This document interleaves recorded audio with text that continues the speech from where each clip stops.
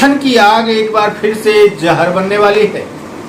यह जहर राजनीतिक हलकों में किस प्रकार का उथल पुथल लाएगा, यह कह पाना मुश्किल है।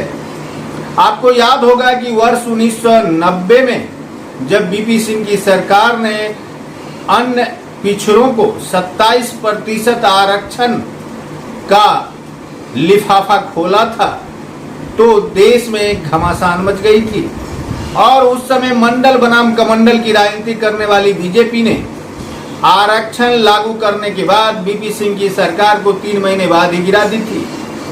देश में उथल पुथल का ऐसा माहौल बना था कि काफी हिंसाएं हुई थी। सिर्फ वर्ष का अंतर है और हालात वही है। आरक्षण पर देश एक बार फिर से उबल रहा है। बिहार में 65% अन्य पिछड़ों को आरक्षण की घोषणा की गई। बिहार की उस समय की सरकार, जिसमें राजद और जेडीयू तथा कांग्रेस थी, जातिगत जनगणना कराकर बिहार में 65% अन्य पिछड़ों को आरक्षण दे दिया। कुल आरक्षण 75% पर पहुंच गया। कारण था कि 10% गरीब सवर्णों को भी केंद्र की बीजेपी सरकार ने आरक्षण दे रखी है। ऐसी स्थिति में मामला कोर्ट पहुंचा और हाई कोर्ट पटना ने बिहार सरकार के इस निर्णय को रद्द कर दिया। 65% का निर्णय भले ही बिहार में रद्द हो गया हो, लेकिन पाला एक बार फिर से नीतीश के जिम्मे आ गया है। देश एक बार फिर से उबल रहा है। आखिर आरक्षण की कसौटी पर भारत में होना क्या है? एक तरफ जहां आरजेडी इस फैसले के खिलाफ है, वहीं जेडीयू ने भी इस फैसले की खिलाफत अवश्य की है और सरकार बचाने के दौर में नीतीश कुमार किस प्रकार का गेम खेलेंगे, यह कह पाना मुश्किल है। बीपी सिंह की सरकार में बीजेपी की बदौलत बीपी सिंह प्रधानमंत्री थे।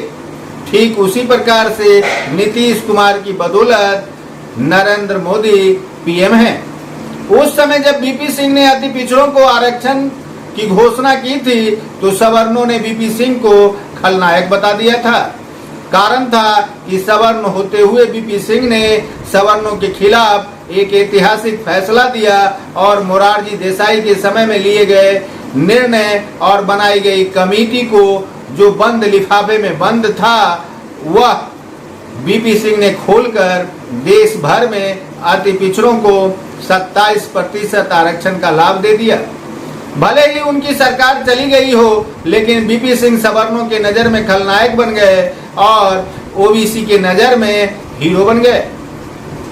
ठीक उसी प्रकार का मौसम राजनीति में एक बार फिर से आ गया है। बिहार उबल रहा है। बिहार में 27% अति पिछड़ों के आरक्षण को बढ़ाकर यहाँ की सरकार ने जितनी भागीदारी उतनी हिस्सेदारी का फार्मूला अपनाया और जाति जनगणना करा दिया। जाति जनगणना कराने के बाद जो आंकड़े सामने आए, उस हिसाब से 65% आरक्षण की घोषणा कर दी। अब देखने वाली बात यह है कि नीतीश कुमार एवं तेजस्वी यादव द्वारा लिए गए फैसले पर मुहर नहीं लग पाई। हाई कोर्ट ने इसे रद्द कर दिया। भले ही नीतीश कुमार कह रहे हों कि हाई कोर्ट के खिलाफ सुप्रीम कोर्ट जाएंगे, लेकिन दूसरा रास्ता भी है और यह रास्ता है पतली गली का। यदि केंद्र की सरकार चाहे तो बिहार में इस आरक्षण को 65% कैबिनेट से पारित कर लागू करवा सकती है। बिहार की मौजूदा आरक्षण व्यवस्था को केंद्र की सरकार चाहे तो केंद्र के सत्र में, अर्थात जब सत्र लोकसभा का होगा, तो उसमें बिहार के इस फैसले पर मुहर लगाकर इसे लागू करवा सकती है। लेकिन बीजेपी ऐसा नहीं करेगी और नीतीश कुमार इसे करवाने का प्रयास यदि नहीं करेंगे तो बिहार में नीतीश कुमार की भद्द पिट जाएगी। कारण है कि अति पिछड़ों के मसीहा बनने वाले नीतीश कुमार आज तक अति पिछड़ों को इसी नाम पर वोट लेते रहे। कारण था कि लालू प्रसाद ने बीपी सिंह द्वारा अपनाई गई राह पर चलकर पिछड़ों को आरक्षण दिया था। नीतीश कुमार जब सत्ता में आए तो पिछड़ों को 2 भागों में बांटकर अति पिछड़ा और पिछड़ा बनाकर राज कर रहे हैं। नीतीश कुमार अति पिछड़ा के वोट बैंक को अपना वोट बैंक समझते हैं और अति पिछड़ों के आरक्षण पर प्रहार हो गया। ऐसी स्थिति में नीतीश कुमार केंद्र की सरकार में बने रहेंगे या फिर यही मौका है 1-2 महीने बाद इसी के बहाने पर सरकार गिरा देंगे। नीतीश कुमार की यह सोच कब तक फलित होती है, इस पर आरजेडी की निगाहें हैं और बिहार वासियों की निगाह भी।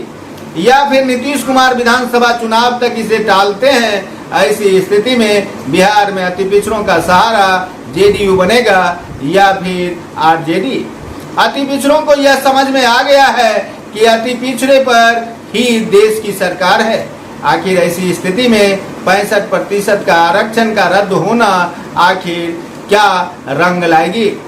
वैसे कहा जाए तो 50% आरक्षण का जो फार्मूला था 49.5 से आरक्षण का पैमाना नहीं बढ़ेगा, यह एक तय था। लेकिन विभिन्न सरकारों ने अपने अपने राज्यों में इसे अपने अपने तरीके से लागू किया।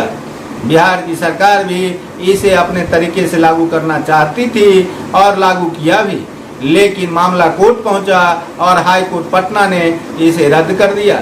हाई कोर्ट पटना के द्वारा इस फैसले को रद्द किए जाने के बाद बिहार की राजनीति गर्म हो गई है। एक बगल आरजेडी बीजेपी पर चोट कर रही है और नीतीश को भी आड़े हाथों ले रही है।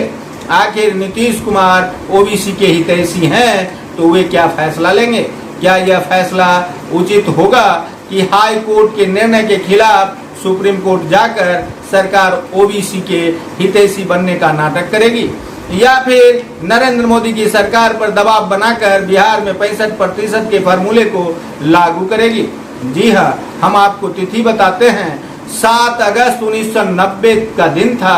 बीपी सिंह ने कैबिनेट की बैठक बुलाई थी और कहा था कि वे मंडल कमीशन की रिपोर्ट को लागू करना चाहते हैं और मंडल कमीशन के हिसाब से अन्य पिछड़ों को 27% आरक्षण देना चाहते हैं। 6 दिन बाद अर्थात 13 अगस्त 1990 को यह फैसला लागू हुआ।